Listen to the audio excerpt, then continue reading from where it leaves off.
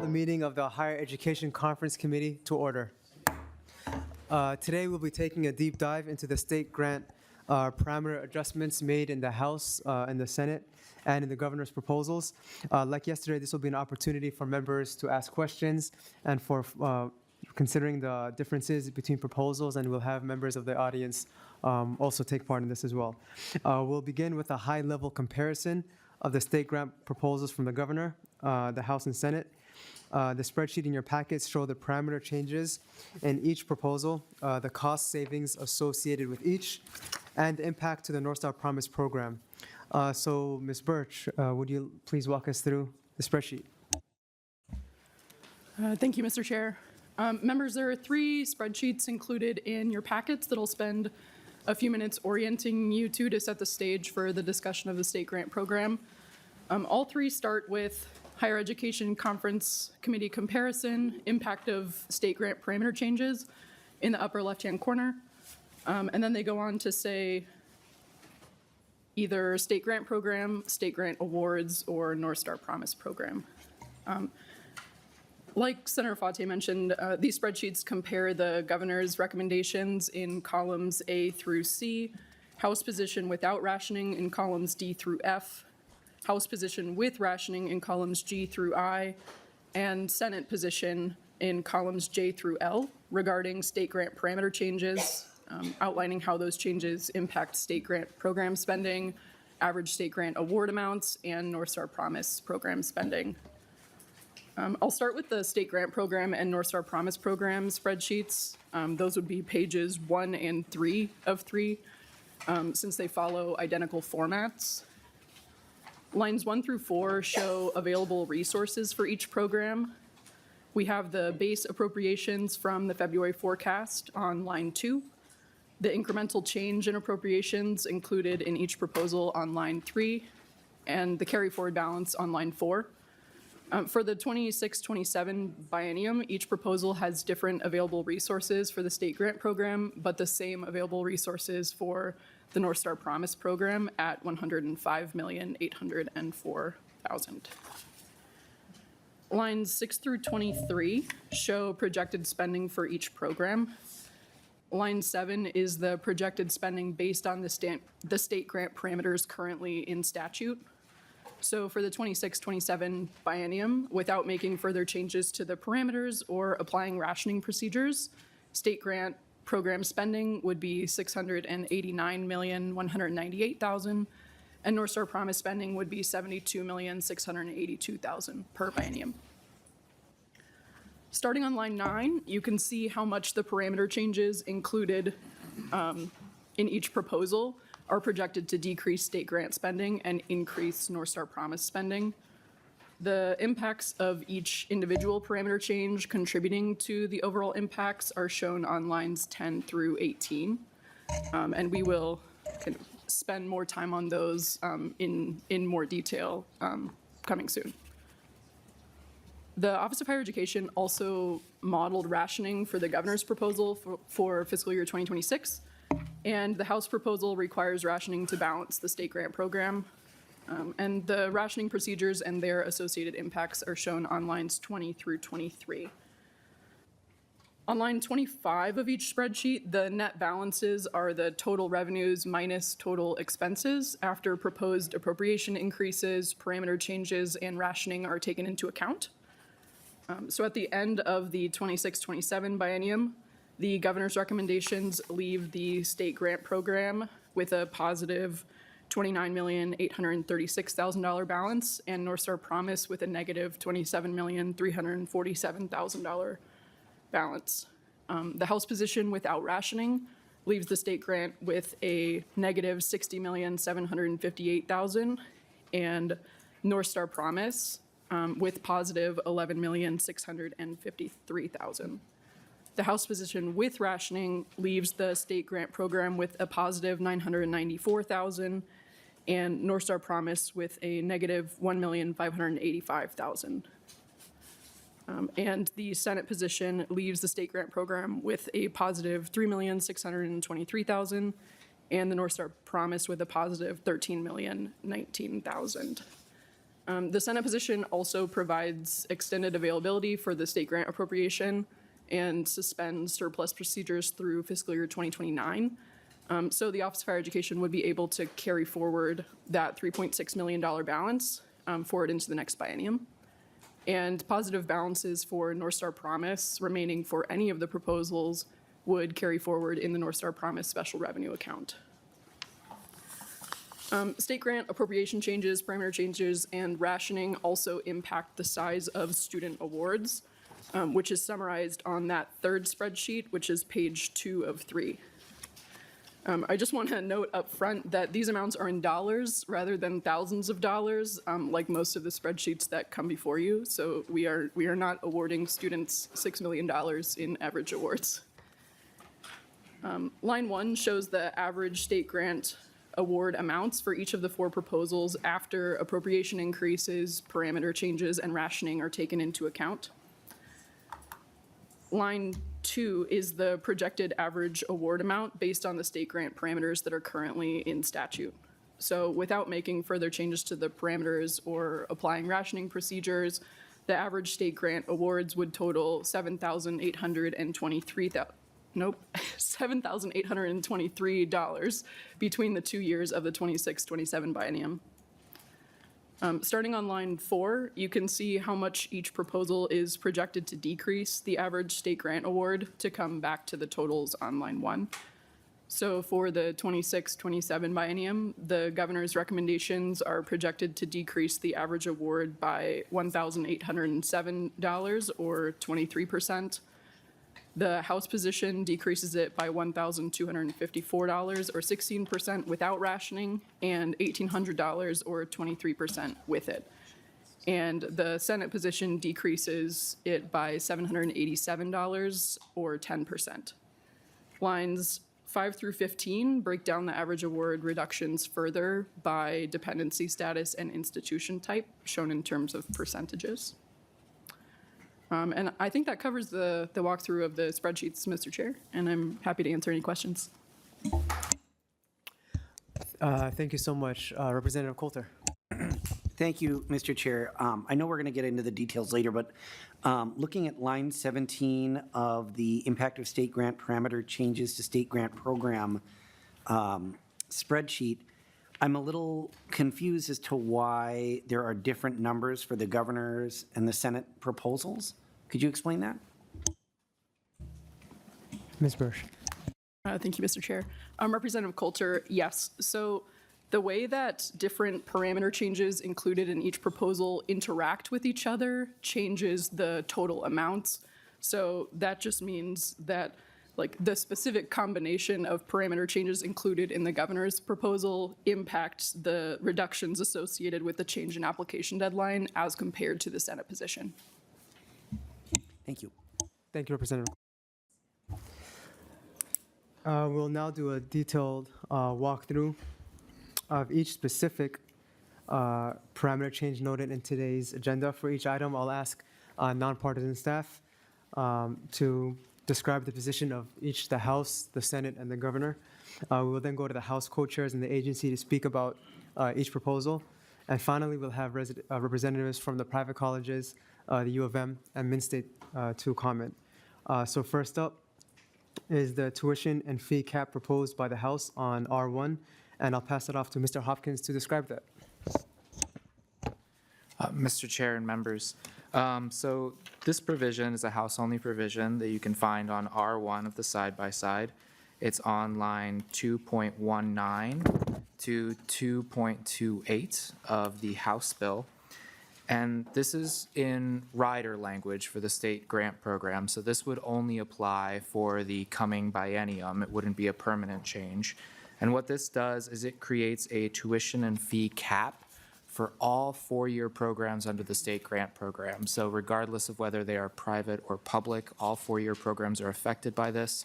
And the cap is set essentially at the highest recognized tuition and fees for the program would be the current tuition for the University of Minnesota Twin Cities, So for the 24-25 academic year, and that would be allowed to increase by 1% in fiscal year 2026, and then 1% again in 2027. Thank you so much, Mr. Hopkins, for that walkthrough. I think at the Senate, we had some interest also in this. We had also some concerns that capping the tuition in the long term could cause a state grant to fall short of the true costs. But with that being said, we do know that it has also been driving the tuition growth has been driving the state grant program to increase also. But happy to have a discussion around that, and I can pass it off to either Chair Rarick or Chair Wolgamott to speak to it. Thank you. So, yeah, it was a concern, I believe, with both caucuses of the House that we kept seeing big increases in tuition, and particularly at the University of Minnesota. There's also a concern, obviously, of the tuition increases at the private colleges, but the biggest concern was at the University of Minnesota. And in particular, last year, it was a 4.5% increase. And they are also talking about a larger increase in tuition again this time. So it was something that was, although it doesn't net a lot, it's about a $17 million savings to the state grant program in the biennium. It was the hope that we could at least have a conversation about tuition increases, and this was a really good way to get at that. So that's kind of where the House position is coming from. And we have great, both partisan and nonpartisan staff, and this came, actually, the idea came from one of our staff, so we always are listening. Thank you so much, Chair Rarick. Chair Wolgamott. Thanks, Mr. Chair. Per usual, my co-chair gave a very thorough explanation of this, and I have nothing further to add. Thank you. Thank you. Would Commissioner Olson or Ms. Flores like to speak to the governor's position?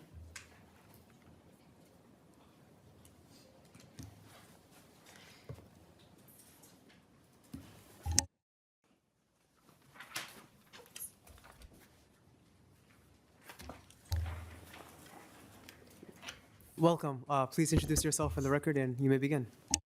Thank you, Chair Fateh. For the record, my name is Megan Flores, and I serve as the manager of state financial aid programs for the state of Minnesota. So for the governor's recommendation, similar to some of the other proposals, you'll see some similarities here, right? Because there's only so many levers within the program to move around, and there's only so much money, but all three entities had different targets. So working with a $15 million above base target, what we looked at through the governor's recommendation is decreasing the LME allowance to 110% of the federal poverty guidelines, which does match a similar provision in the Senate state grant proposal, and saves the program about $35 million. Looking at changing the application deadline, similar again to the Senate proposal. Ms. Flores, may I interrupt you? I'm sorry. Yes. Yeah, we're going to go through things item by item. Oh, I but apologize. We're just I thought speaking you wanted me towards to go this over all of piece. them. Yes, So you would like me to speak specifically to which part? of the tuition proposal? and fee cap piece. Okay. The governor's proposal does not have something related to the tuition and fee cap. And I'll have Commissioner Olson also speak to it. Welcome, Commissioner. Thank you, Mr. Chair. For the record, Dennis Olson, serve as the Commissioner of the Minnesota Office of Higher Education, and essentially ditto. I was coming up to say that very thing. This provision is not included in the governor's bill. Are there any questions from members for either the Commissioner or Ms. Flores? Seeing none, thank you so much. Thank you. Would any representatives from the institutions like to share their perspective on this?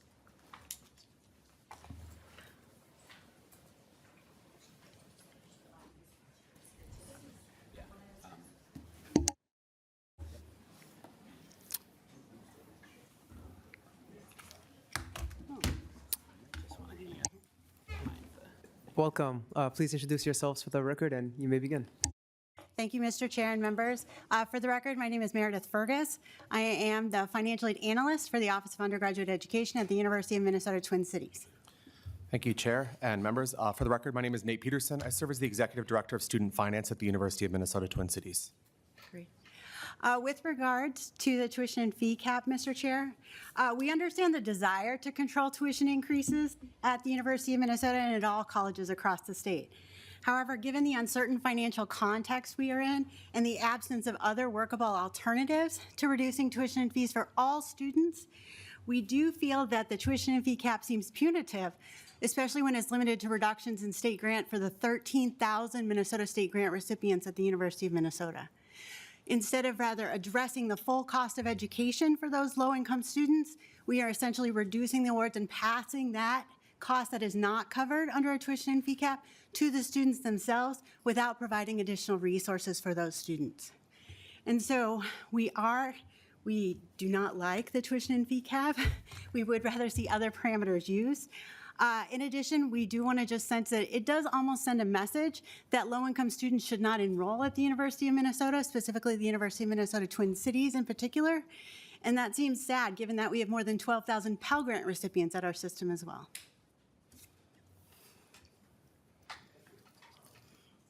Are there any questions from our members for either Ms. Ferguson or Ms. Peters? Thank you.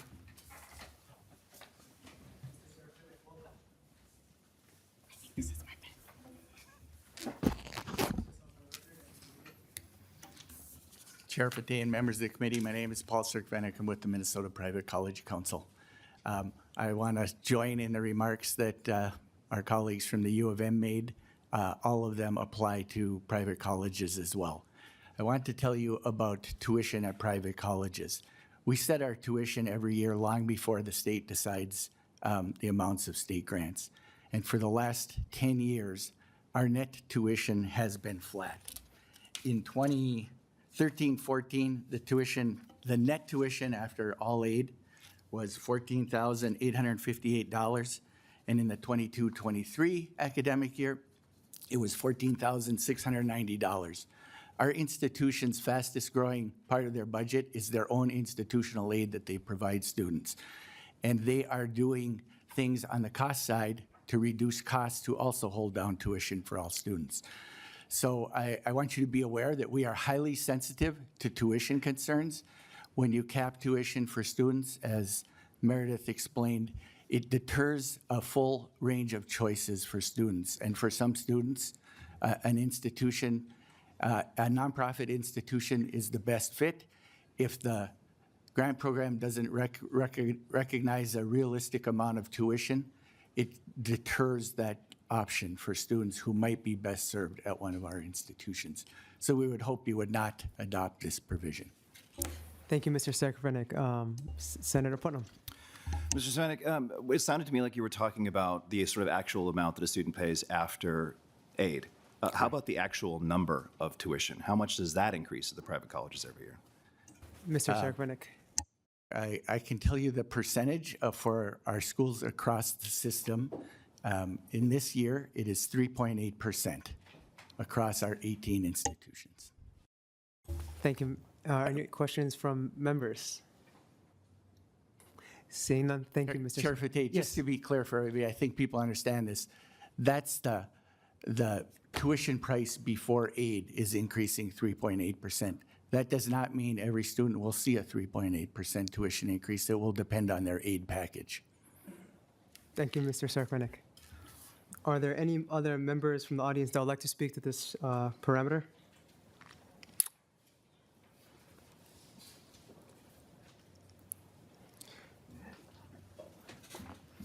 The Honorable John Bowen, welcome.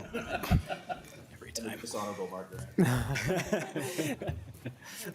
Welcome. Thank you. Please Thank you, introduce Mr. yourself to the Chair, Madam Chair, Mr. Chair. I want to applaud the House for taking this action. For over a decade now, the legislature has put control of this variable in the hands of the University of Minnesota Board of Trustees. Well, I think that the University of Minnesota has a strong case to make for what its tuition is based on the type of education they provide. My concern is more around the private colleges and the fact that any increase to the University of Minnesota tuition is an automatic increase to students at private colleges. And if you compare missions, it's very clear that our private colleges are not R1s, and their missions are much more aligned with Minnesota State universities. And we believe you could have even gone further to bring more fairness to this equation. But we do applaud the legislature getting involved in a variable in this equation that impacts only a small amount of students, only students at the more expensive institutions. and has driven a ton of money to those more expensive institutions and crowded out our own students.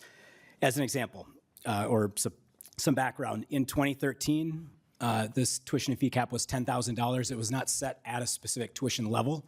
It was set in statute at $10,000. Since then, it has increased by $6,882, going up to $1,730. At the same time, the Pell Grant has only increased $1,845. This variable by far has grown to a point where the legislature should step in and take action. So we applaud you doing that. Thank you. Thank you. Mr. Grant, welcome. Thank you, Chair Fateh.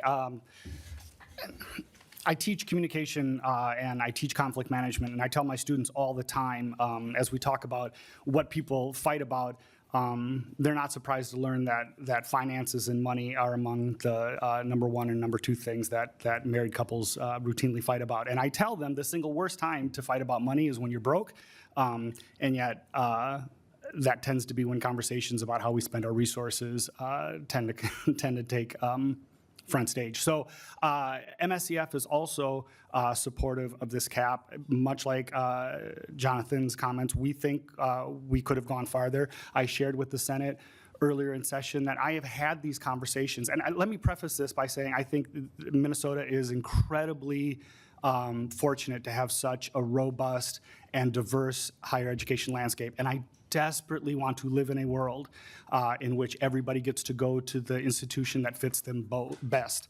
But at our 26 colleges, our 47 campuses across the state, as open access institutions for 27 years, I've been teaching students who are at our doors in large part because, and I think we're getting better at it, but in large part have been told that college isn't necessarily for them, so they should probably start off at a technical school or a 2-year. And so for many of our students, the assistance that they have to go to school is the difference between being able to go to college and not being able to go to college. I am currently the father of an 18-year-old who's shopping around colleges. We're incredibly fortunate. She's got options. And so all of our conversations are not whether or not it's going to happen, but what her options are. And within the last month, and again, I don't fault folks from the private colleges for putting their best foot forward by any stretch of the imagination. But we've had these conversations. I have been told, as I sit with my daughter, I know there's sticker shock. I know there is, but let me walk you through this. We have a presidential scholarship, so we're going to take 28 grand right off the top. And then we're going to make sure that you've got some skin in the game, so there's probably a little bit of loan here, and then we're going to try to get you a job on campus. And then if we can work in the state grant program, we can get our tuition in and around a state school.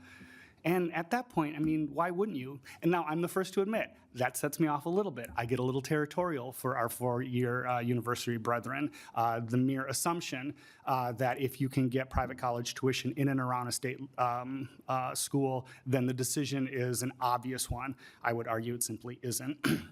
Having said all of that, I do think that a balanced approach is really the only fair way to approach this. When you look at all the levers for the entire time that I've been working in governmental relations on behalf of MSCF, I have seen students advocate for help, and I have seen legislators respond in kind by saying, you know what, we got to get the money to the students, and so we tend to increase the state grant program.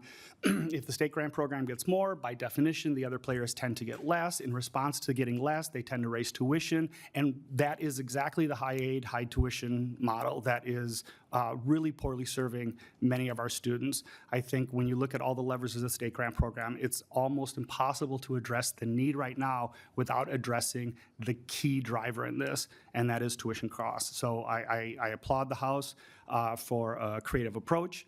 I think there are further steps we could take. I'd be happy to share those ideas with you if you have time. But other than that, I want to thank the House for their creativity, and I encourage you to include that provision. Thank you so much. Our first question is from Senator Putnam. Thank you very much, gentlemen. You know, as you were talking, it reminded me of a conversation I had with a former president at the College of St. Benedict's probably 10, 15 years ago. And we were talking about increasing tuition, and she really genuinely said this, that part of why they raise tuition is because when something's expensive, people think it's good. Openly said that about raising tuition at the College of St. Benedict. And as you were speaking, I started to think about the inverse to that, which is the assumption that when a college is affordable, people might think that it is weaker or lesser. And I think that dovetails in interesting ways with the argument you're making about fairness. So would either of you want to expand on this notion of why this is a fairness concern specifically? You've mentioned it a little bit before, but I do think that there's more space to elaborate that argument if you're interested in doing so. Mr. Brown. Thank you, Senator Putnam. Mr. Chair, the tuition and fee cap, since Minnesota State University, universities are all well below the tuition and fee cap set in statute, any dollar above our highest tuition goes to students at more expensive institutions, whether it's University of Minnesota or private colleges. Our students are capped pretty low. So if you are deciding between St. Cloud State and St. Ben's, your award at St. Ben's would be almost double what it would be at St. Cloud State. We don't believe that's fair. We believe the missions of the institutions align pretty closely. We believe that although school choice is fantastic and it's still protected by any reduction to tuition fee cap, that our mission should be the important part, not the dollar amount that it costs to attend. So yeah, we believe at the universities especially that our students are heavily disadvantaged when comparing to what an award may be at a private college. Thank you. Representative Robbins. Thank you, Mr. Chair. And I would like to follow up with the testifier on that. So my understanding is the tuition, the state grant program is capped at the rate of the Twin Cities University of Minnesota campus. So it doesn't escalate with a differential with the private colleges. It's whatever the Twin Cities campus rate is. Is that not correct? Mr. Bone. Yes, thank you, Mr. Chair. Great question, and that's true that they're tied to the University of Minnesota level, but because our institutions are well below that, our tuition and fee cap is essentially our tuition, the tuition at our universities. So a tuition at Winona State is around $9,000. That's the tuition and fee cap for a Winona State student, but the tuition and fee cap for a student attending the University of Minnesota or a private college is going to be the $17,370. So that's where you get the difference, and that's why this particular parameter heavily advantages students at more expensive institutions. Thank you. I just wanted to clarify for the record that it's married to the Twin Cities campus. It's not decoupled from that. Thank you. Chair Rarick. Thank you. So in the House, we had a lot of conversation. We had conversations about nonprofits. We had conversations around the University of Minnesota. I think they came in 4 separate days, and we had a pretty thorough conversation because we really wanted to know, especially in their beyond their O&M, what they were spending money on and trying to really understand. I think we spent days and hours trying to understand. And one of the things I got a data request returned to me. Basically, I think it was the last day that the University of Minnesota was here.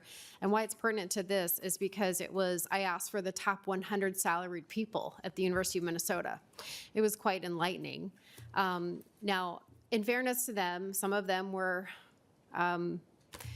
coaches, and I know that the athletics is all self-contained. I understand that, but the 100th person still made $354,000. And then that was from Current. And then I actually had a transparency group that sent me their data request from 23. So it's a little old, but at that point they asked for anyone that was paid more than the governor. And the governor at that time would have been $127,000. So this was anybody making more than $128,000 and up. And it was interesting to note that there were 2,169 people. So 2,169 people at that time in 23 making more than the governor. So when we talk about tuition, all of these things are incredibly important to also talk about. So it kind of came in at the end of the hearing when we were there. But these are all things that we considered. And the House did consider a lot of different things, but we kind of landed on this to try to bring a fairness issue. And we did look at some graphs and some charts that were quite enlightening in the negotiations between the House Republicans and Democrats. And it was showing the gross tuition at the privates in particular, but also the U and the growth over the last decade.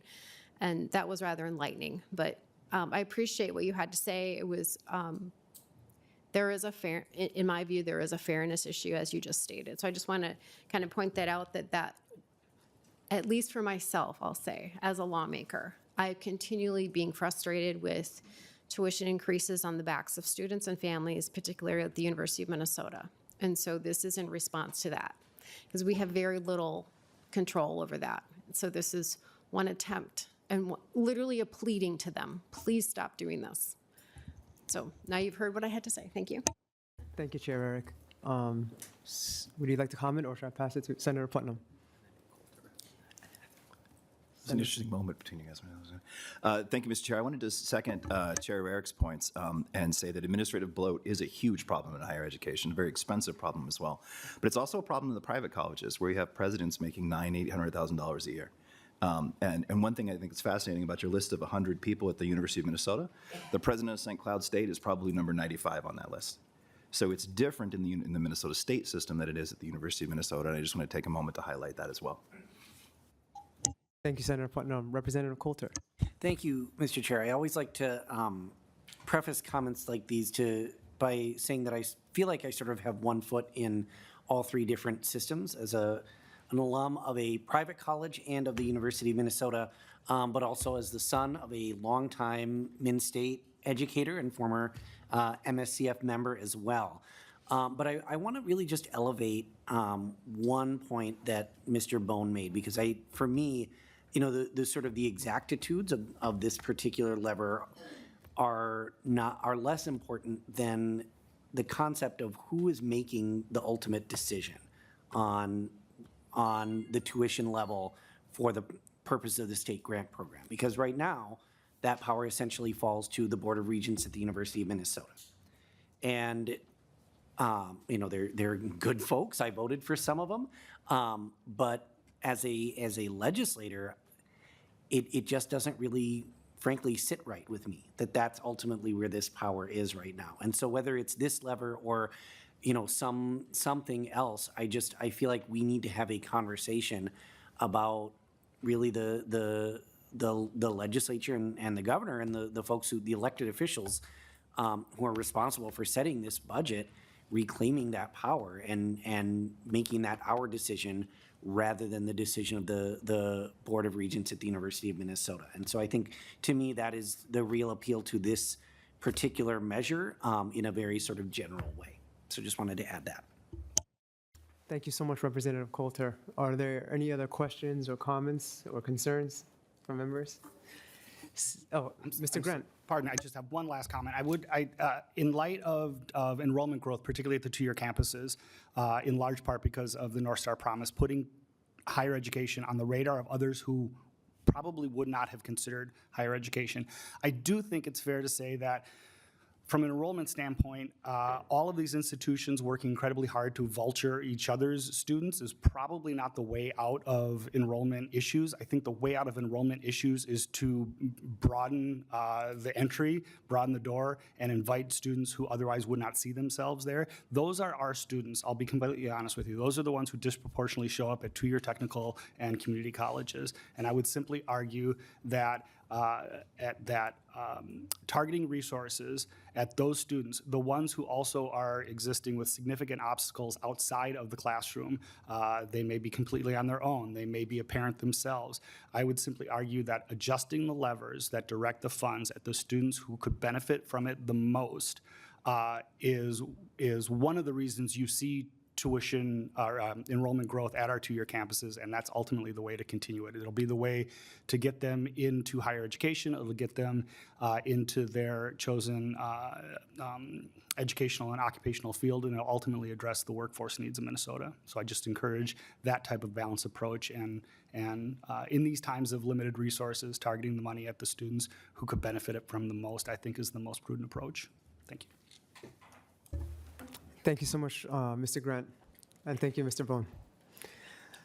And that'll conclude that portion. We'll next go to the assigned family responsibility parameter changes.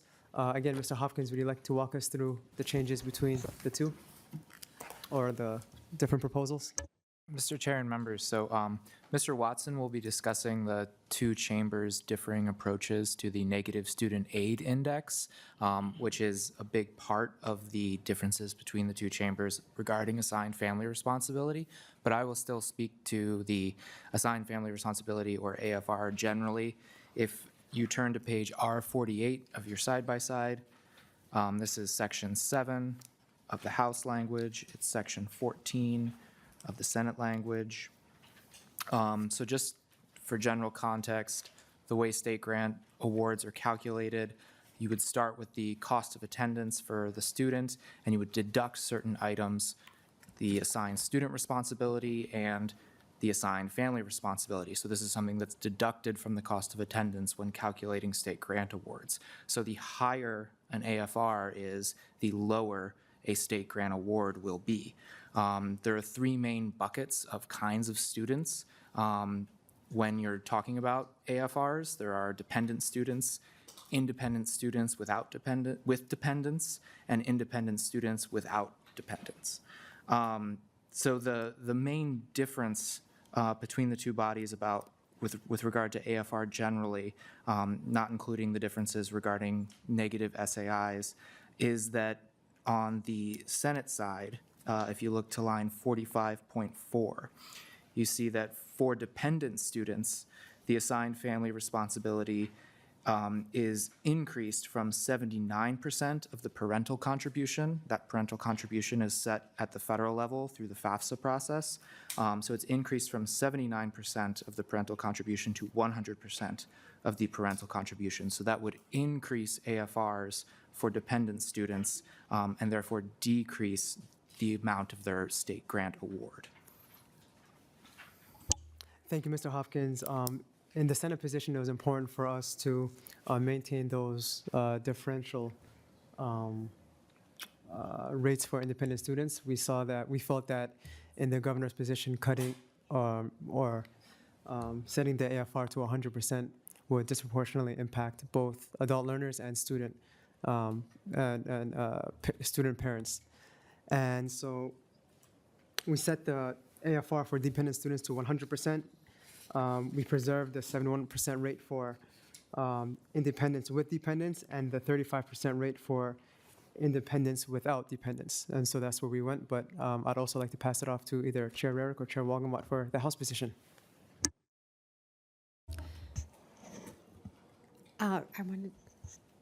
So I'll actually speak to your provision just really quickly. Yes, please. Okay, so one of the things, I have a chart that we used when we were doing negotiations, and I just want to verify that this number is correct. So I'm understanding that when you go from 79% down up to 100% for dependent students, that's a savings to the state grant program of 54.7 million.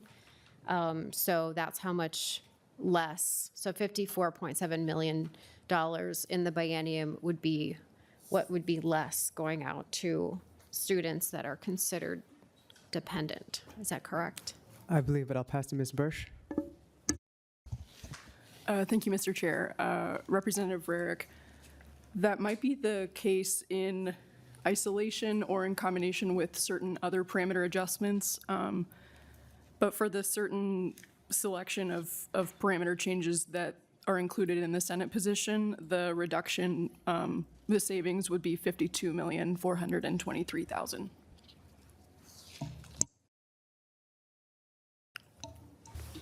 Chair Rarick, sorry. Thank you. Thank you for that correction. Yeah, we have a chart, but it isn't, the numbers aren't always accurate as you put everything together. And so you said 52.4, I believe. Okay. So we chose not to do that lever. We did instead use a different lever, which I know Mr. Hopkins will talk about. So it was part of the reason, I'll just say the reasoning behind that we changed the student aid index back to 0 as opposed to negative 1,500 or just no cap at all, is because that was a fairly recent change, and we were trying to look at anything that was within the last couple of years of changes and kind of revert it back to the way the state grant program had been. So that is one of the reasons why we looked at that one. And that lever change does save the state grant or cost the families, like, it depends on how you want to say it, 87.7 million on my chart. So thank you. Thank you, Chair Rick. And Representative Wolgamott or Chair Wolgamott, I just want to be clear also, we're going to have the next section discussing the negative student aid index also, but I'll pass it to you. Well, thank you. Nothing further to add, Okay. Mr. Chair. Thank you, Chair Wolgamott. Commissioner Olson or Ms. Flores, would you like to come up to speak to the governor's position on the AFR? Welcome, Ms. Flores. Thank you, Chair. So for the governor's proposal, again, we had $15 million to work with, the targets being different. So when we looked at the assigned family responsibility, we made the decision to allow the change to the federal needs analysis formula, which impacts the Pell Grant, to flow directly through to the state grant program, so that the state grant program would treat that assigned family contribution in the same way or a similar way to what the federal Pell Grant does. And that allows that needs analysis to bring up that, because of the strain on resources, that assigned family contributions for all students to 100%, and no longer modifying or offsetting the state needs analysis and allowing it to recognize that federal contribution. And again, because of the strain on the resources and the inability to have the resources meet the needs of the students through our previous offsets or modifications, that saves the program about $79 million per biennium. Thank you, Ms. Flores. Are there any questions from members? Seeing none, thank you so much. Thank you. Would any representatives from institutions like to come share their perspectives? Or would any members from the audience like to come share their perspectives? Seeing none, we can move on to the next parameter change, which is the student aid index values which is also on R48. Mr. Watson, would you like to describe the proposals? Thank you, Mr. Chair, members of the committee. As Mr. Hopkins was describing the interaction between the various student buckets and the federal needs analysis for parental or student contributions, there's the question, there's been a recent change in the federal needs analysis that can allow the parental or student contribution to go below zero, so to become negative. And so that would have the effect of an existing law, 100% of that is recognized in the AFR. So as that goes down, so does the AFR, which makes the grant award go up. In the governor's position, in the House position, that was set to, they allowed it to track 100% down to zero. So it sets anything negative, like I guess it just sets anything negative to zero. And in the Senate position,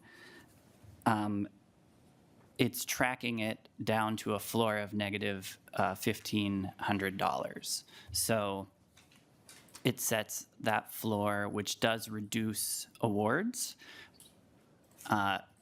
as at, over what it would be in current law if it could go below 1,500.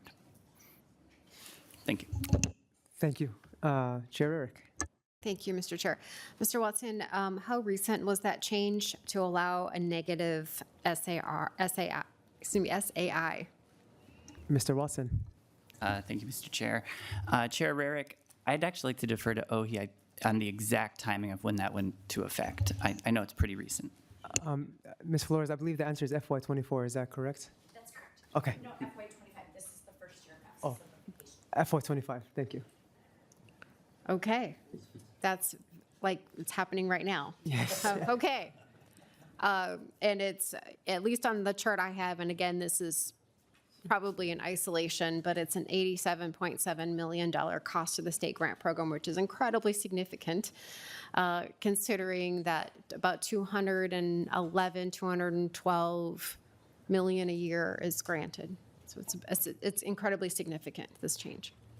Thank you, Chair Rarick. And this actually was a position that's probably the most important item for the Senate. Yes, it's new, but at the same time, we felt strongly that negative SEI takes into consideration our lowest income students, not only their inability to, or they're struggling to pay for college, but also having their basic needs met.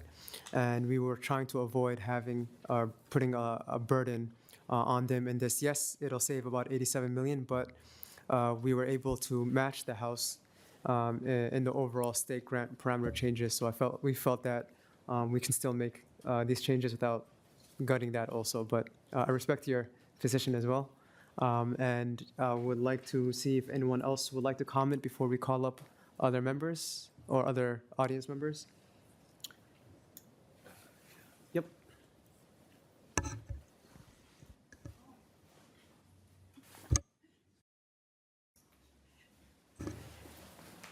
Welcome, Ms. Fergus and Mr. Halling. Thank you, Mr. Chair and members. I'm actually going to defer to Mr. Oh, I totally forgot your name for a second. Chris. Halling. Mr. Halling to introduce himself. Good afternoon. Thank you for letting me appear here today. My name is Chris Halling. I am the System Director for Student Financial Aid for Minnesota State. First, let me say thank you. I greatly appreciate what you all do serving on this committee. We're very grateful for it. We have a great state grant program. You folks have what I would think is a kind of an unpleasant task here. It's certainly not fun. I'll be honest and say I don't envy you, but I really respect the effort, and I think the feelings you have for higher ed in Minnesota that lie behind the decisions you're going to have to make. The chair mentioned a second ago that in combination with other things within the Senate bill, that this particular item can remain in the bill because with other changes, they still accomplish the goals that they've set out to do. What I would point out is that this negative 1,500, excuse me, that's clearly going to be applied to those students and families with the lowest income, the most financially needy families. That's how you get to where the floor is lowered in this case. The Minnesota two-year colleges have more students under $40,000 income than all the other systems in the state combined. So this will disproportionately affect those students. Those students are, I testified about this earlier in the session, that those students are much of the backbone of the state. And they are the students who really, really need the money from this program in order to get access to higher education. And access to higher education is something that is probably going to change their lives. And it's going to change the situation within the state. It's going to raise the quality of life. The state grant program is built on two pillars, access and choice. I'm here today representing the two-year colleges from the Min-State system, and that is the open access system within the state. That's the system that provides access. Now, just to be clear, I'm a Tommy. My wife is a Katie. My daughter's an Augie. I was the financial aid director at St. Thomas for 7 years. My father was a very proud engineering graduate of the University of Minnesota, and I was the financial aid director there for 7 years. So I do understand and appreciate choice. But I also am here to let you know my belief is without access, you don't have choice. If you're not able to get in, you can't choose. This particular change, I think, disproportionately impacts the ability of those students to have access. And when I look at the impact on one of the sheets that was handed out here, I can see that I think the Senate position overall preserves access and choice in a manner that's not as disproportionate as the governor's proposal and the House bill, where I see that the impact upon our two-year students was 2 or 3 times what it is upon the students at what I would call the choice institutions, the more expensive institutions and systems. I also noticed that the impact of the governor and the House bill upon independent students with children is also much higher than it is in the Senate bill. And we have a disproportionate, perhaps, group of those students as well. So I guess what I'm saying is this particular change And I get that it is a recent federal change, but even though it's recent, it doesn't mean it's not good. It's not the right one. It's not fixing something that maybe needed to be fixed. But this particular change, I think, lies upon the backs of those students in our two-year colleges who can least afford and who the state can most benefit from providing those state grant. Mr. Chair, the university concurs with Mr. Holling's statement. The negative SAI students aren't just poor. They are so poor they don't file income taxes. They are so poor they are probably the target of those hunger-free campus initiatives and actions. These are students who previously were unrecognized in the expected family contribution because the zero SAI is pretty much anyone under the poverty level. But we are talking truly the most needy students on our campuses. And so we feel that that $1,500 that they did gain with the FAFSA simplification change was a boon for us. We actually had a way to help them that federal methodology allowed. And so we would hate to see that go away because we do feel it would harm those students who truly are trying to juggle housing, childcare, and food. Thank you so much. Senator Putnam with the first question. Thank you, Mr. Chair. Mr. Holling, I'm really glad that you mentioned the potential disproportionate effects of certain changes on parenting students. Because I think oftentimes when we think about students who are in economic distress, we only see the dollar sign and we don't see the life that goes around it. In particular, you know, this in the Senate, and I believe in the House as well, we've done a lot of work for foster parents, for fosters who are in college. And I'm wondering if some of these, if you have the capacity to talk a little bit more about the demographics or the lives of students who are at this kind of economic threshold, not just in terms of their income level or their poverty rate, but are we talking about more parenting students? Are we talking about more foster students? Is there more detail you can provide for us to get a better picture of who this would impact in the greatest? Thank you. I will attempt to. I really can't speak to the increase in the foster situation. I would be reluctant to say something that I can't support. I need to delve into that. It's been pretty clear over the course of my career, which is longer than I want to admit, that we've moved from, I don't know, 90 to 95% of our student population being what we would call traditional recent high school graduates to, I don't know, a decade ago, we were looking at this issue in regard to grants for part-time students, and we were probably well over half independent. And of those independent students, many, many, many were parents, and many were single parents. Traditionally, in my opinion, the formulas as they've been put together don't really recognize the cost and the stress on those parents. In almost every case, the parent is working. And if they're taking care of a child or two or three and attempting to go to school at the same time, they're probably working full-time. Therefore, they're not going to school full-time. They're going to school part-time. And Ms. Ferguson and I went around on this a decade ago, proposing some changes to the state grant program that would assist those students who were part-time. They were sort of, in my view, unfairly penalized by the state grant program formulas by being part-time. And we wanted to recognize the unfairness of that, and we were successful, at least for a brief time, in getting some changes made to the formula. And part of the argument at the time was it's not a matter of, let's pretend you're one of these students and you're a single parent and you have 3 kids. It's not that you don't want to finish quickly. It's not that you don't want to go full-time. But as Ms. Fergus said, you're wrestling with housing and you're wrestling with food and you're wrestling with insurance and school and daycare. So it's life circumstances that are forcing that. It's not a choice by that student to behave in a certain way. They really almost have no choice. And so, yes, it's a very tough road, I think.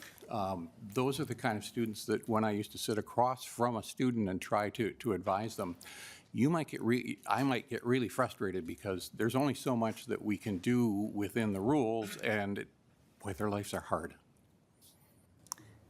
Thank you. Thank you, very helpful. Are there any other questions from members? Thank you both for coming up. Senator Putnam asked a question about the FIG program, so can I call back up Ms. Flores? I'm sorry. Thank you.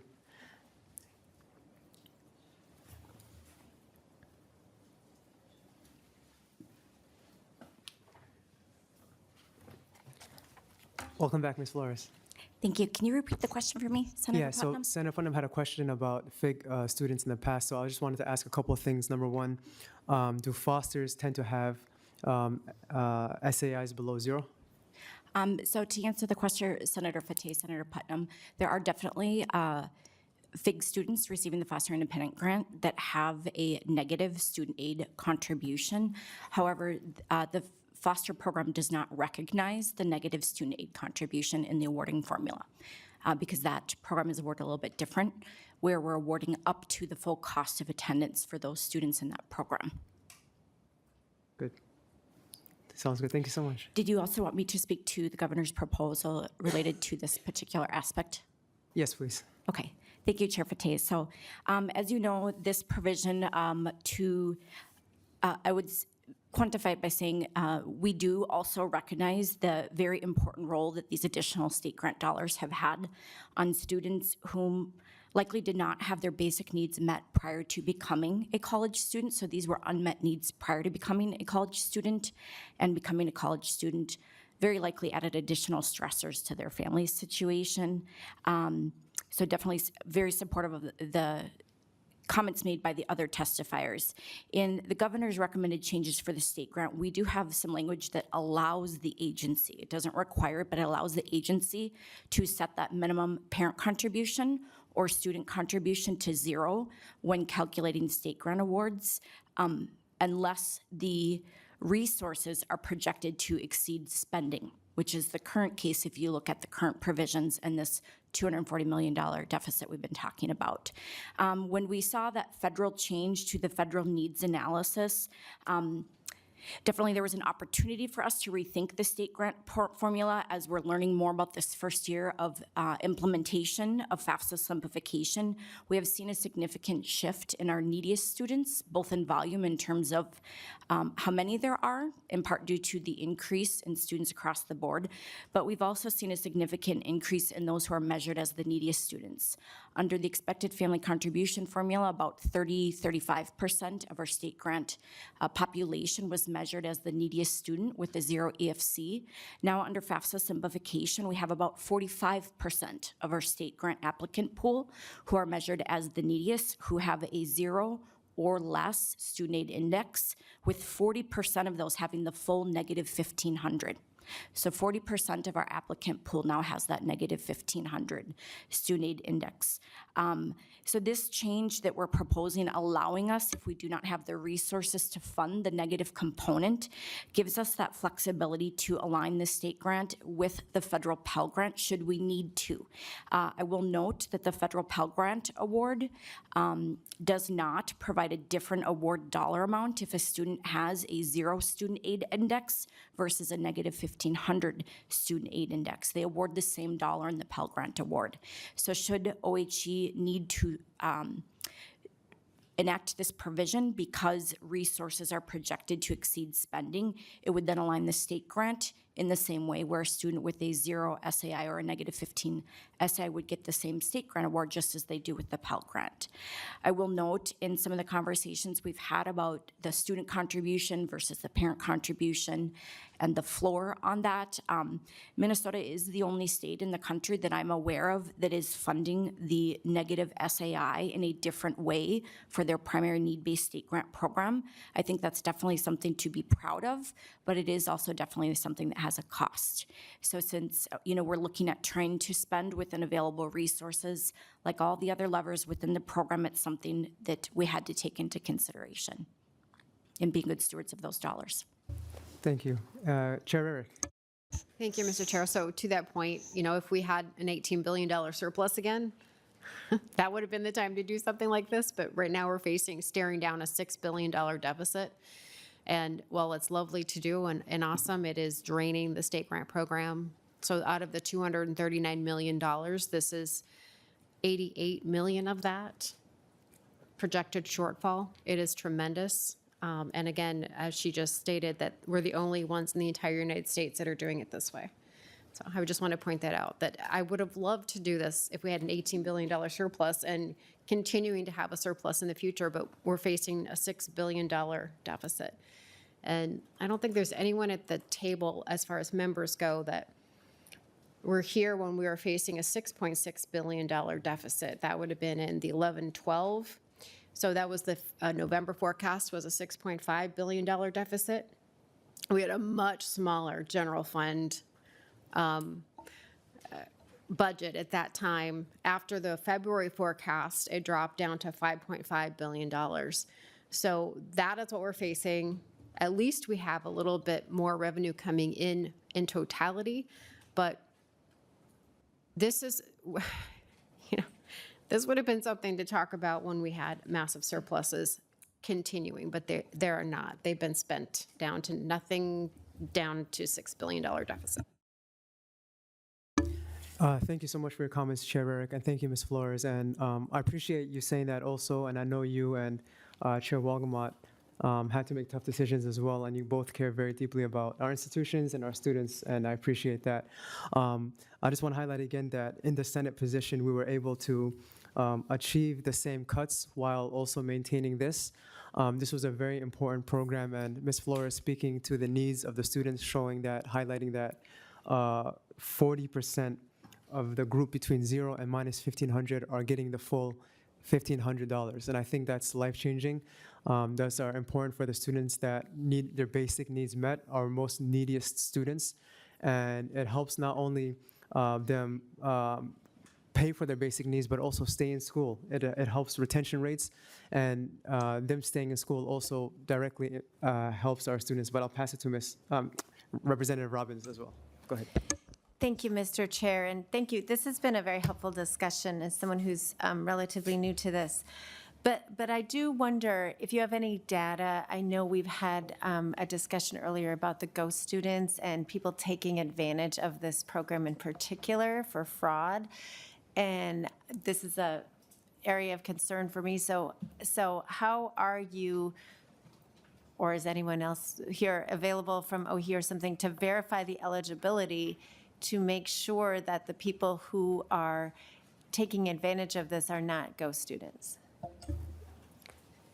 Senator Fateh, Representative Robbins, I can speak to that, yes. So the state grant programs, we definitely try to align with the federal grant programs when we can. They obviously have a little bit more resource as well as bandwidth when it comes to their technology.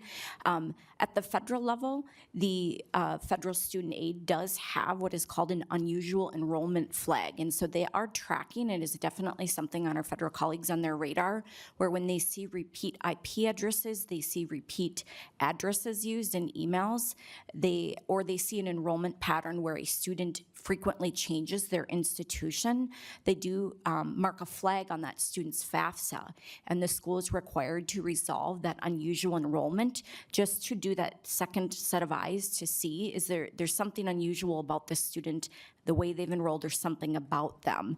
And then they also do use that to target some of their fraud investigation.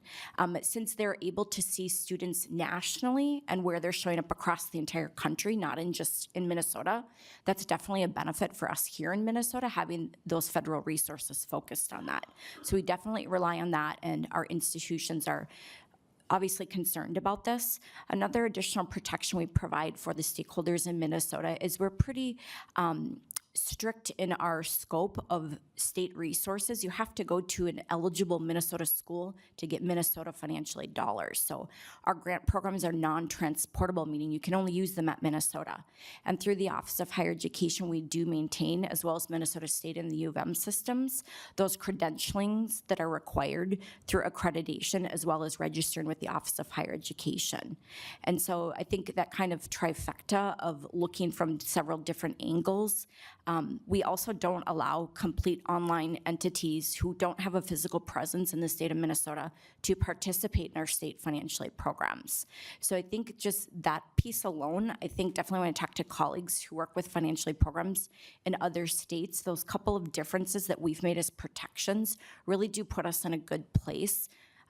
We don't currently have data about that phenomenon specific to the state of Minnesota that I'm aware of, but we could definitely take a peek with our research colleagues and get some information to you if you'd like. Ms. Robbins. Thank you. Representative Robbins. It's fine, thank you. I appreciate that. And so I would be curious if the number of FAFSA applications from Minnesota that have been flagged under the federal rubric, and then the percentage of those that are in the negative SII versus the ones above in the positive. I think tracking that, whether or not it's occurring right now, we need to just know, but then tracking it on an ongoing basis will be very important, I think. Thank you. Represent Ms. Flores. Senator Fateh, Representative, I thought of one more item as I was jotting down that note. With the FAFSA simplification, if you recall, prior to that, there was something on the federal level called the Future Act, and that was the making automatic the direct data exchange between the U.S. Department of Education and the Internal Revenue Service at the federal level, whereas before there was a data retrieval tool that a student could optionally use to pull their data from the IRS into their FAFSA. With the FAFSA Simplification Act combined with the Future Act, those two kind of coming together, it made that process automatic. So the only way a student can file a FAFSA, as well as a parent who's required to put parent information, is if they agree to accept that automatic connect. And so there are also some discrepancy flags that institutions will get. Whereas if a student says, I'm a non-filer, which is one of the ways you can get that automatic negative 1,500. If the Internal Revenue Service says, actually, we do have a tax file for you, it does have a flag so that those can be checked and go back and find out, did the student maybe think of the wrong tax year? It does get confusing with the prior year. Or was it the student who had non-filing, but the parent really did file? If the IRS has something on file and a student or parent says, I'm a non-filer, it will pick that up, and that has to be resolved before aid can disperse. So there are some efficiencies through that federal and through these federal laws that have definitely helped us pick up some of these potential discrepancies. Thank you. Chair Eric. Thank you. To that point, so now you've really got my curiosity going. Okay, so with this data sharing, if they're a non-filer, do they at least verify Social Security number or some other identifier so that it's a real person and not a ghost? Ms. Flores. Chair Fateh Chair Eric, they do actually do several database checks. So if the name, the Social Security, and the date of birth used, they're checking with the Social Security Administration. They're also checking tax records, and they're also checking citizenship. So while it is possible that someone has borrowed someone else's identity and filed a FAFSA, those checks are happening on that data. So if the data isn't in the database, they'll check that. But if the data is in the database and it's being used by someone else, they wouldn't have a way of knowing that. And that's kind of where that unusual enrollment flag will come into play. When we do look at these trends nationally, the students don't tend to stay in the same place long.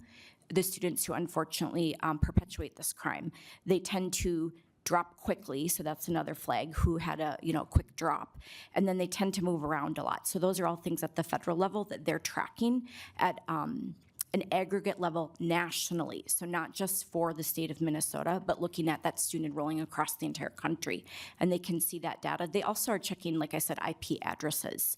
If there's 50, 60 FAFSAs filed from the same IP address, and it's not a high school FAFSA night or a correctional institution.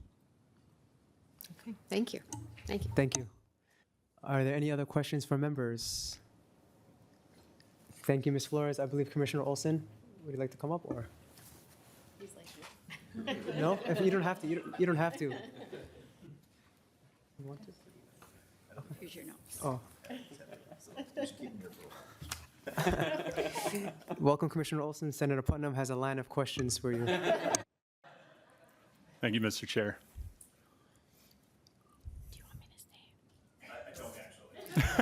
I'm sorry, Commissioner, I was told you wanted to comment on this discussion. Thank you, Mr. Chair. I wasn't planning on it. However, this does, I think, continue the initial line of questioning from a couple of hearings ago around when we were discussing negative SAI, and there was some testimony by Mr. Grant and others representing Minnesota State in particular about student refunds and kind of the prevalence and recent news around ghost students. I guess, I would just remind conferees here and chairs that this isn't a new issue. So, I think attempts to conflate, a recent change in the needs analysis, the negative SAI is not, what's triggering, kind of the phenomenon of ghost students and stolen identity. Just to have a student that, would receive a financial aid refund be flagged as fraudulent is, potentially inappropriate. So I would say that these are two separate issues and not tied together, ghost students and the new federal needs analysis. So no evidence that we're seeing of that particular link. Thank you so much, Commissioner. Any other questions from members? Thank you, Commissioner Olson, and thank you, Ms. Flores. Are there any other members from the audience that would like to come speak to this? Mr. Dean, welcome. Please introduce yourself for the record, and you may begin. Great. Thank you very much, Mr. Chair, members of the committee. My name is Mike Dean. I'm the Executive Director of North Star Prosperity. And I just want to urge the conference committee to retain the ability to recognize negative SAIs in the state grant program. For student parents, this is not just a technical issue. It's really a lifeline. The decision to include negative SAIs directly affects families already facing severe financial strain. And I just want to kind of step us back because there's been a conversation about this being a recent change and just kind of remind folks that this has been part of a very long conversation at the federal level. The recent change isn't just something that happened just this year, why it's being implemented this year. This was a 15-year conversation at the federal level, and it was actually a personal crusade of former Senator Lamar Alexander, who really sort of championed this idea of a better FAFSA. And the reason he brought that forward is because the process was broken. It was fundamentally broken. I remember very clearly one day during committee hearing, he stood forward and rolled out the 108 questionnaire, and it literally rolled down to the floor into the committee hearing. And I think that highlights how problematic the FAFSA has been for decades. And finally, the federal government did something and fixed it. And part of that fix was this change from the expected family contribution to SAI, because they knew it wasn't adequately evaluating a student's sort of contribution to their own higher education. For many of these students, particularly low-income students, the reason it is a negative SAI is because when that student goes to college, that actually has a negative economic impact for that family during that period of time when they're in college. Because for many of these low-income students, they're contributing to their family economic situation by working and helping to pay for rent and bills. This committee heard from Karina Valeda earlier on. She fits exactly that scenario where she is currently a parent, a single parent, living with her parents and sharing in the cost of rent, the mortgage of the house, food for the family. And so when you take that student's income away, that has a negative impact on the overall family. And that's why we have negative SAI. So I think it's really important for us to recognize that this really reflects extreme economic hardship for these students. Conditions far worse that's represented by that just zero SAI. And student parents often have these higher living expenses. And if we don't take that into effect, like childcare, diapers, transportation, housing. These are real costs that make it significantly harder for these students to go to school. And if we ignore them, then we're effectively erasing these burdens from the aid calculations and leaves these students without the adequate support. And so that's why the federal government made these changes, and that's why it's important for Minnesota to continue to recognize them. And why Minnesota is the only state that's doing this right now. In conversations I've had with folks at the national level, they actually see Minnesota as a model, and we'll probably see in the next few years many more states replicating what Minnesota is doing, because we're doing what everyone wants to do, which is make sure that this aid is going to the students that need it the most. And just right now with the state grant shortfall, it really requires you to strategically use these limited resources. And I can't think of a better place to make sure that those dollars are being used wisely than these particular students. And so we really urge you to prioritize those who face the greatest barriers to completion, and it's these low-income students that have the negative SAI. And so if we really care about workforce development, degree completion, it's this place where you can make the biggest impact on your investment in really supporting these type of students. Thank you very much. Thank you, Mr. Dean. Are there any questions for Mr. Dean? Thank you. Mr. Bone, welcome. Thank you, Mr. Chair. And Mr. Grant. Jonathan Bone, IFO. I just wanted to, I'm going to look at page 2 of 3 of the Senate fiscal analysis, and just compelled to come up after hearing the amazing testimony of Mr. Holling and Ms. Fergus, and to have an in-state and University of Minnesota financial experts sit up here and explain the importance of this one provision, I think is strong. And in continuing the line of comments around fairness. I want to start at line 8, Minnesota State two-year colleges. And you can see the dramatic difference between the reduction in the expected awards between the governor's plan, the House plan, and the Senate's plan. And if you go down one more line, number 9, Min-State universities, the governor's plan, 41% reduction, 30% reduction. And you go across the House and the Senate, I think the main reason that the numbers on the Senate side are so much smaller and all grouped closer together is because of this change that they're making, because they are protecting those students at the community colleges and in some of our universities, those that really need the aid the most. So I just think that's a really enlightening page that clearly identifies what Mr. Holling was referencing in his testimony more generally. Thank you, Mr. Bowen. Mr. Grant. Thank you. Mark Grant, Minnesota State College faculty and IFO's emotional support faculty member. No, I only came up here just because I want to reiterate as well Mr. Holling's testimony. In the 27 years I've been at DCTC, the single largest shift has been the focus on basic needs, unequivocally, outside of course, all of the curriculum and tech changes in technical courses and all of that. The focus on the students has been basic needs. And when students are struggling, when citizens are struggling, and they're struggling to make ends meet and they're struggling to have some social mobility, we tell them to go to school. And this is the way that those very students are able to enter our classrooms, our labs, our shops, is this level of support. So MSCF strongly encourages the Senate position on this. Thank you. Thank you so much, both Mr. Grant and Mr. Bone. If there's no further questions, we can go to the next portion, which is the living and miscellaneous expense allowance. Mr. Hopkins, would you like to walk us through the differences between the bills? So, Mr. Chair and members, this provision is on R50 of the side-by-side. This is a Senate-only provision beginning on page 47, line 14 of the Senate language. It's Senate Section 16. This was a governor's provision. So this affects the cost of attendance for purposes of the state grant program. The state grant program has its own particular calculation for an institution's cost of attendance. That calculation consists of an allowance for tuition and fees and an allowance for living and miscellaneous expenses. So the change that's in the Senate language here, you can see it at 47.19. It changes the default living and miscellaneous expense allowance for the state grant program from 115% to 110% of the federal poverty guidelines for a one-person household in Minnesota for 9 months.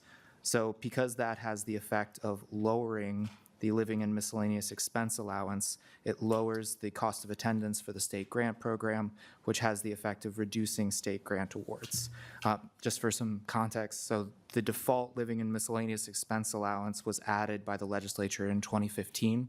The legislature still has the power to set in law a specific living and miscellaneous expense allowance, but it has relied on this default since 2015 when it was added.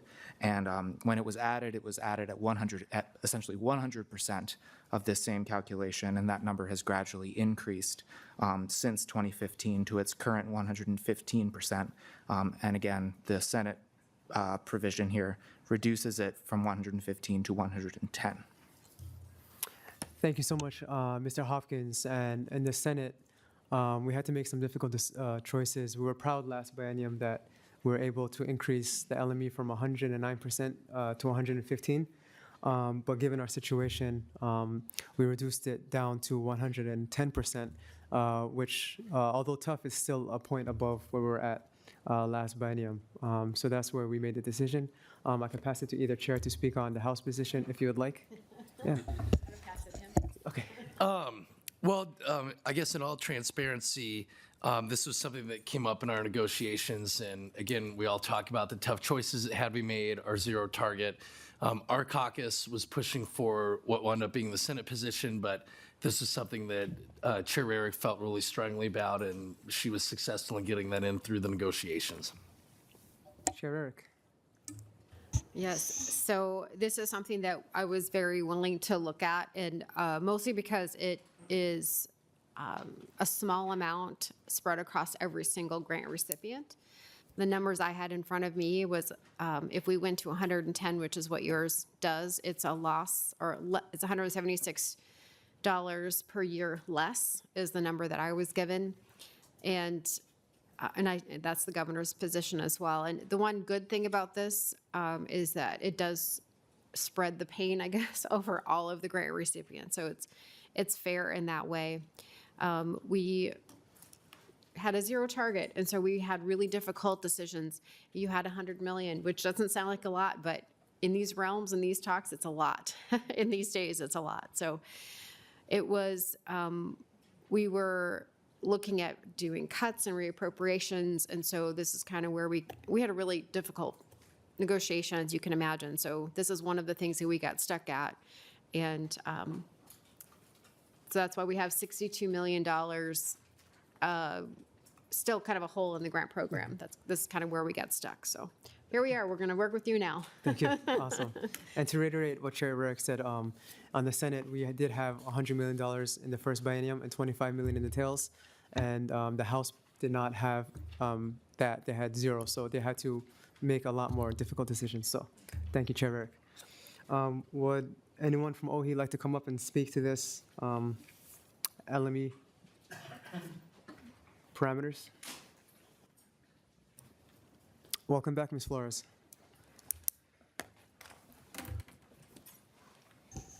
Thank you, Chair Fateh, members. So the Office of Higher Education, again, we had 15 million coming in plus the current budget. So again, we also were faced with difficult decisions when trying to look at which policy levers, and ended up with the same conclusion that the Senate did in kind of looking to adjust that LME across all students across the entire state, regardless of 2-year, 4-year, or sector, and recommending changing it from 115% down to 110%.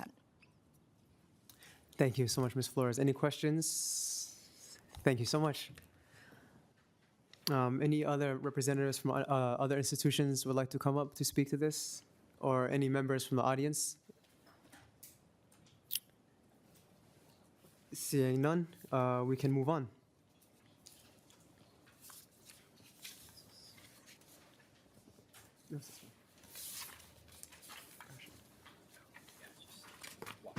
Yep. Next, we'll go through some of the language around the rationing. For the next parameter, Mr. Watson, would you like to describe the language? Thank you, Chair Fateh, members of the committee. So this is a Senate-only change to the portion of the state grant program that sets out how awards should be reduced when there's an insufficient appropriation. We sometimes call that rationing. There's not, the Senate adds language, and we're on R51, and it's section 17. The Senate adds a paragraph B there that just sets out 3 sort of instructions on how the rationing parameters are to be applied. The first says that the assigned family responsibility, so that I'll just, describe the 2 ways that awards are reduced under current law. The first is to add a surcharge to the applicant's assigned family responsibility. So going back to the AFR calculation, where the AFR is assigned a percentage of the federal needs analysis, either parental or the student contribution. So say it's at 79% for a dependent student. Adding a surcharge would bring that up to 80%. And so that would increase the AFR and thus reduce the award.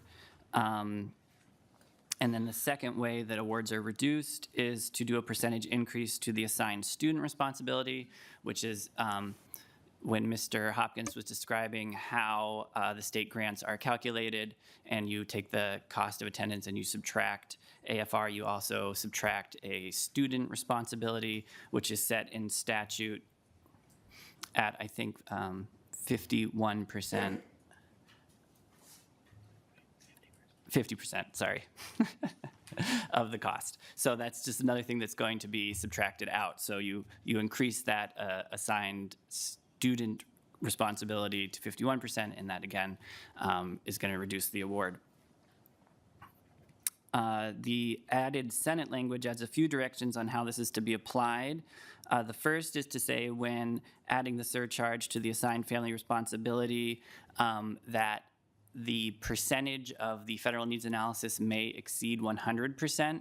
So with the Senate changing for dependent students that percentage to 100%, this would just ensure that as OHE is reducing the awards with the surcharge, they would bump up each bucket of student at the same with the same surcharge, and so instead of stopping at 100%, it would be 101% of the federal needs analysis, or 102 as it goes up. The second direction is that when adjusting the surcharge, the same surcharge has to be applied. This is similar to the change right before. The same surcharge has to be applied across every category of student, dependent or independent, independent with dependents. And then the third instruction directs that OHE may not use any other method than those provided in this subdivision to reduce awards. So this is the only means of rationing available to OHE when calculating state grants with insufficient appropriations. Thank you so much, Mr. Watson, for that walkthrough. And the Senate position just reinforces the rationing procedure that is in statute. But I can also pass it to either Chair Rarick or Chair Wolgamott for the House position. Thank you, Mr. Chair. So yeah, we didn't include specific rationing. We just left statute as is. So, and I think, I mean, doesn't the net effect of this change do the same, or is this different than existing statute and existing rationing procedures that they already have? Mr. Watson? Thank you, Chair Fateh. My understanding that this reflects current practice, but I would defer to OHE on that. It's just codifying it in statute. Thank you. Would anyone from OHE like to come? Ms. Flores?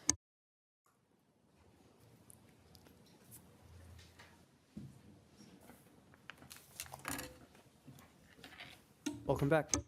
Thank you, Chair Fateh. Actually, this is different language. One part that I would point out is it could be interpreted differently, or the law is a little bit silent on if, prior to this proposed change, on if the surcharge could go above 100%. And so this would be a little bit more prescriptive in saying that it definitely could.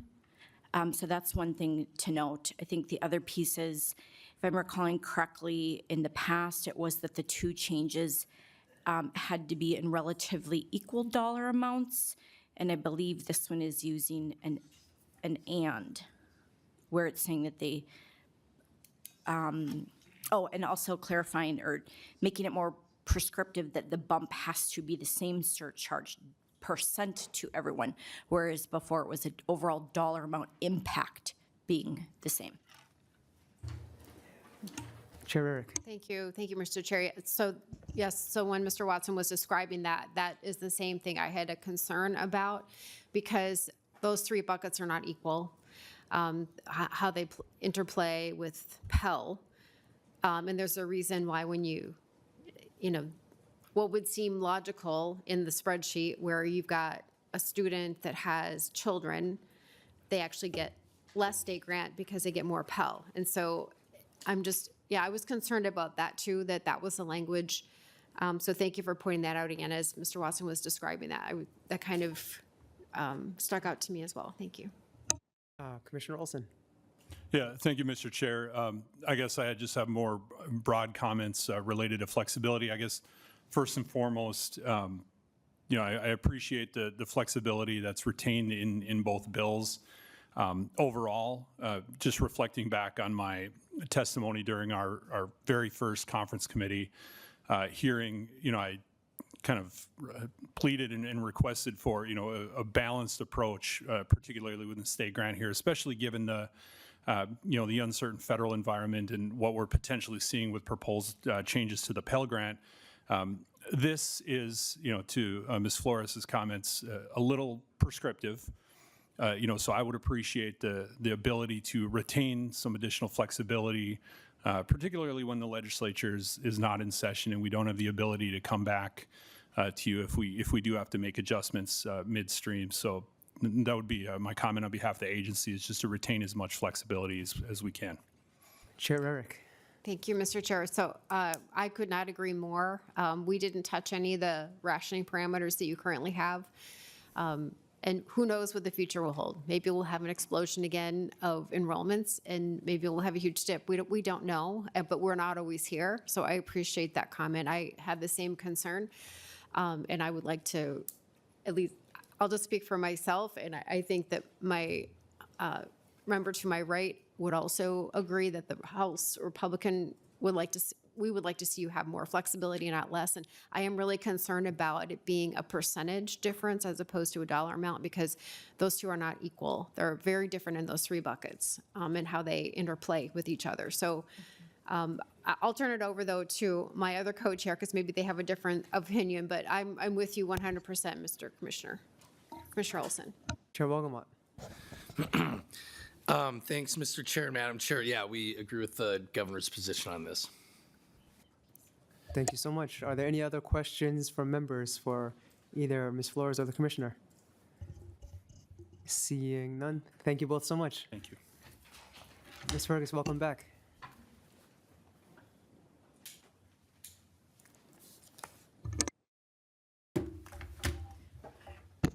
Thank you, Mr. Chair and members.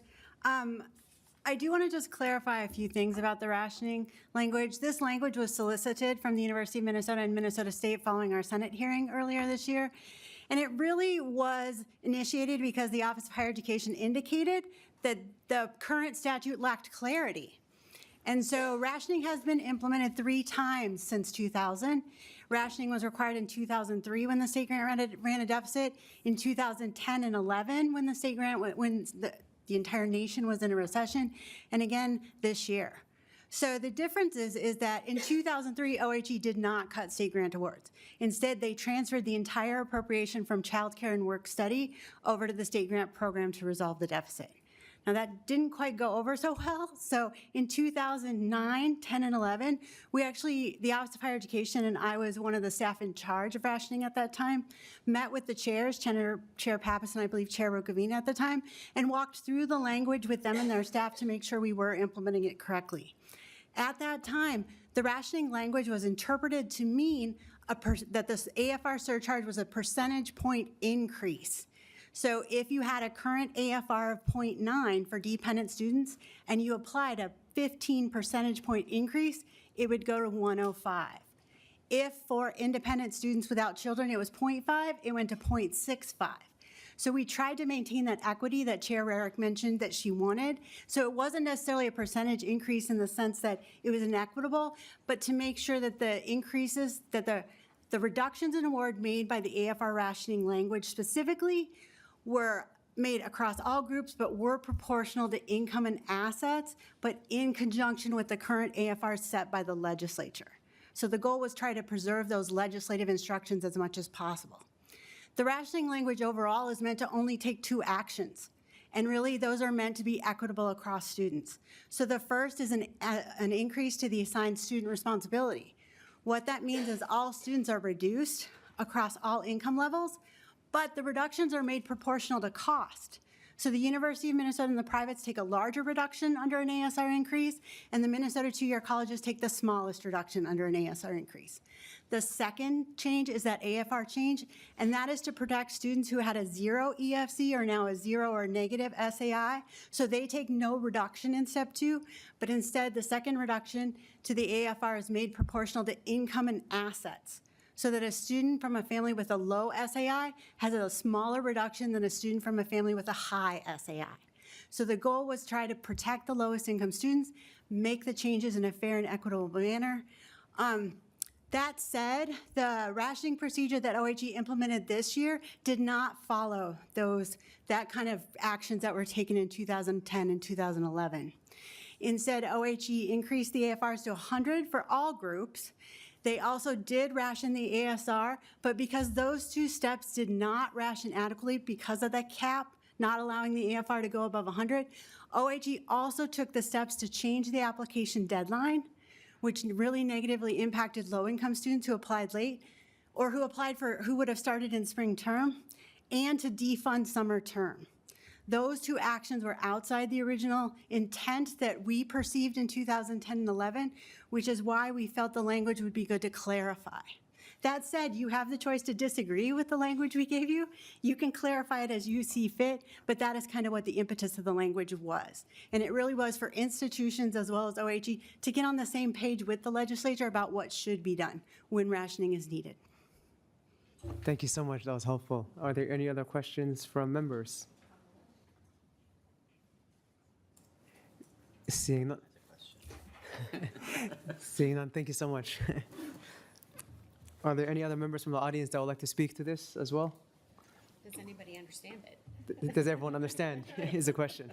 This is deep in the weeds. Very much so. Awesome. And so we can go to the next portion then, I guess. We can go to R51, the surplus appropriation. Mr. Watson, can you tell us about the language, please? Thank you, Chair Fateh. The next section are Senate changes to the section of the state grant program that gives direction on how to handle a surplus appropriation. So when there is more money appropriated from the legislature to the state grant program than there is need. In current law, and I should say that the way that this works is it is done in the second year of the biennium. There'll be money that would, I think, otherwise cancel back. So in current law, the way that awards are increased is by increasing the living and miscellaneous expense allowance in the second year of the biennium up to any amount that retains sufficient appropriations to fund the projected grant demand. And I think the Senate has added a second available increase, which is going back to the assigned family responsibility. The Senate language sets that floor of negative $1,500 when recognizing a negative parental or student contribution. This would allow OHE to go below that $1,500, which would have the effect of increasing awards for those students that have that recognized negative need. The Senate also adds language in paragraph B directing OHE to make the negative SAI adjustment before increasing the living and miscellaneous expenses across the board. So those are sort of two independent but related changes to the surplus procedure.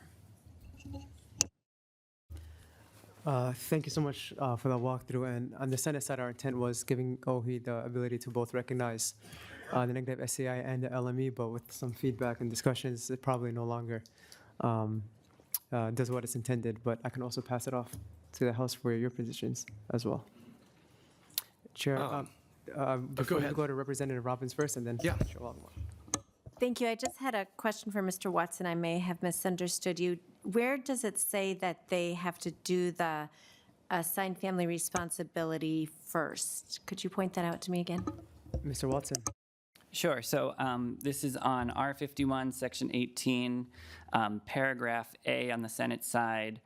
Well, sorry. So if you look at Paragraph B, the second sentence says, each time the commissioner makes an adjustment under the subdivision, the commissioner must use any surplus to fully reassess assigned family responsibility under Paragraph A, Clause 2, before increasing the living and miscellaneous expense and allowance under Paragraph A, Clause 1. Thank you so much. Chair Wolgamott. Well, thank you very much, Mr. Chair. You know, I'm really hoping that over across the hallway, they are planning on giving us such a big target that we have to address this procedure in the very near future. I'm guessing that's what's going to happen. In the event that doesn't happen, you know, to be honest, from at least from where I'm at, it's given that we've really spent all our time looking at how to address the deficit, this isn't really something we've explored. You know, I would certainly be open to your position. feels like we kind of focus on some other things in our conversations. Awesome. Thank you. Good. Awesome. Would anyone from OHE like to come speak to the governor's position on the surplus appropriation, or we're good? Awesome. We're wearing them out, you know. We are. I'd like to call up Commissioner Olson. No. I'm joking.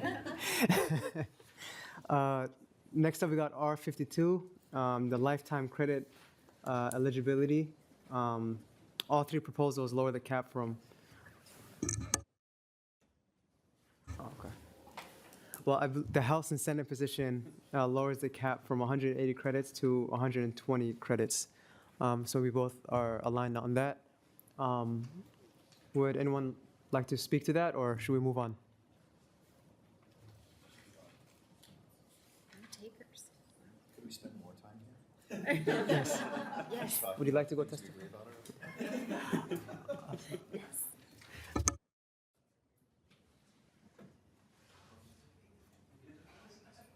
Mr. Ullman, please come up.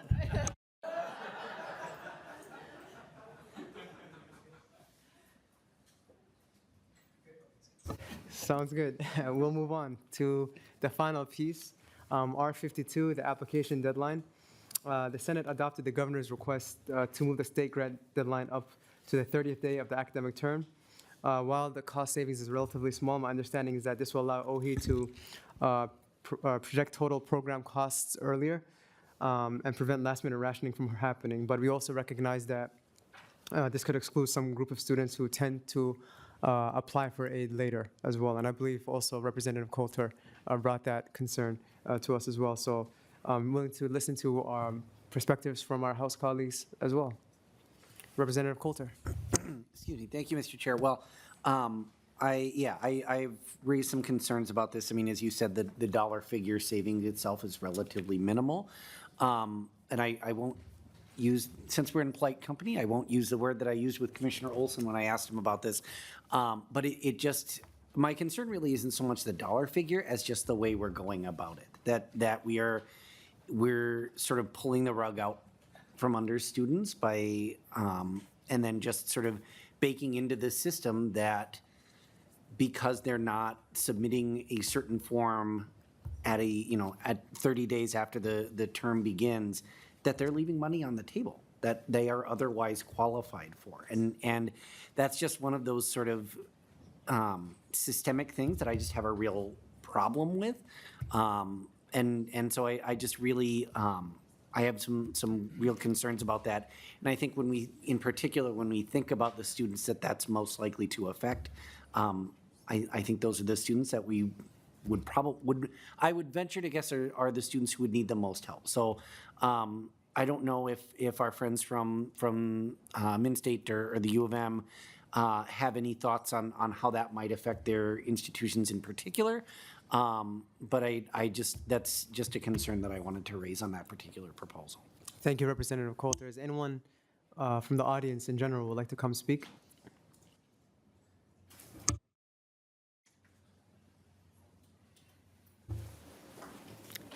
Welcome, Mr. Halling. You may proceed. Thank you again. My name is Chris Halling. I'm the Minnesota State System Director for Student Financial Aid. And I would just say very quickly, I guess, that in a perfect world, I think, yes, it would be ideal not to have a deadline. But if there's going to be a deadline, I think our position is that this is fairly reasonable. We certainly would not want to see something right at the beginning of the term, and it's for the reasons that you enumerated. We tend to have students at our colleges who are making decisions, many of them making decisions relatively late. For example, for the fall, they might be making decisions late in the summer. My son, who had a health issue, found himself in recovery about the middle of August, a year and a half ago, and he really, really wanted to go back to school because he wanted to change his life. The fact that he could apply right up to and even after the beginning of classes was really important for him because he was able to keep momentum and take advantage of that. So having at least those 30 days to finish the application and apply for financial aid is important. So if there's a deadline, this I think is a reasonable one. Thank you so much for that. Are there any questions for our testifier? Seeing none, thank you so much. Are there any other members from the audience that would like to come speak to this, or Representative Coulter? Thank you, Mr. Chair. Just sorry to, excuse me, sorry to double dip here, but two other just quick points on this is I think there probably is an advantage to having the application deadline as a consistent date in the year rather than relative to the beginning of the term. And my other concern with this is that this was also, I believe, a change we just made 2 years ago in our state budget. And my worry is that if we start going back and forth on this, that inconsistency will, I think, make students feel like they're kind of being jerked around. And so my hope is that this is an aspect, again, because the dollar figure is relatively small, that where that sort of consistency, I think, would be really, really important. So just wanted to add that as well. Thank you so much, Representative Coulter. Assistant Commissioner Robinson or Ms. Flores, would you either like to speak? Welcome. Hello, thank you. For the record, my name is Wendy Robinson. I'm the Assistant Commissioner for Programs, Policies, and Grants at the Office of Higher Education. And I just wanted to add an additional piece of context to the idea of having an application deadline, and that while this wasn't sort of the driver behind this decision, I actually think that there's an important student success component to this conversation as well. We know that when students are kind of late arrivers into their higher education system, if they apply late, if they are late with their financial aid application, they typically face a number of barriers that impact their ability to be successful, especially in that first semester. And if they've started the semester and they don't have financial aid in place, they likely may not have funds available to buy books and supplies that are necessary. Oftentimes they just may have a variety of life challenges, and the late financial aid application is just kind of one piece of an often complicated life puzzle for those students. Long term, it is in the best interest of students to get their financial aid applications in as soon as possible and as early. Obviously, the ideal is to get it in prior to the semester beginning so that when they start the semester, they know exactly how much money they're getting, they know exactly what their financial resources are going to be. And so long term, if this is something that maybe will help incentivize some students to get those applications in sooner rather than later, I actually think that's potentially going to be beneficial to them in terms of their likelihood to be retained and to persist to the next semester. Ms. Flores. Thank you, Chair Fateh. Thank you, Wendy. I also just wanted to mention, as far as the concern about the negative impact on students, if students fall into that state grant eligibility range and they're also falling into the North Star Promise range, there at least would be some protection up to tuition and fees for that student who would miss the state grant deadline. So that's one comment I just wanted to make. So definitely for those students who are falling under that 80,000 median income and the rest of the North Star Promise eligibility criteria. The other piece I was going to point out is the benefit of having the 30th day of the term versus a set date definitely makes it a little bit more student-friendly, and that it's unique to that student for the institution they're attending. We do have some institutions that start, as early as, August 20th, 23rd, somewhere in that range, and others that start, further into that second week of September. So allowing it that 30th day of the term is really student focused or specific versus institution or system specific. So I just kind of wanted to throw that into the conversation. Good. Representative Coulter. I promise this is the last thing I'm going to say about this. I just also wanted to clarify that I'm certainly not opposed to an application deadline. I think the conversation about when that deadline is really what the key is here. So now I'm done. I promise. Thank you, Representative Coulter. Are there any other questions from members? Seeing none, thank you, Dr. Robinson and Ms. Flores. That will conclude our walkthrough of the state grants statutory parameters. Are there any final questions or comments before we adjourn? Seeing none, we are now adjourned.